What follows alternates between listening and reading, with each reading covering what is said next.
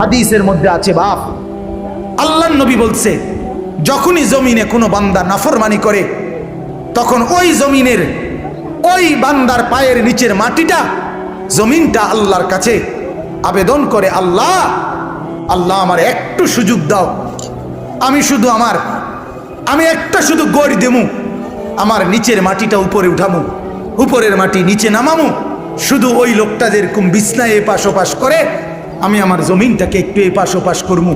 আমার নিচের মাটি তুলবো, উপরের মাটি নিচে নামাবো, আল্লাহ এরে নিয়া আমি শুধু একটা উল্টানি দিতে চাই, তুমি আমার অনুমতি দাও। রব্বুল আলামিন তখন বলে ওই জমিনকে, না তুই এমন করিস না, ও যে আমার বান্দা, ওরে না আমি বানাইছি, ওরে আমি বানাইছি। এই জমিন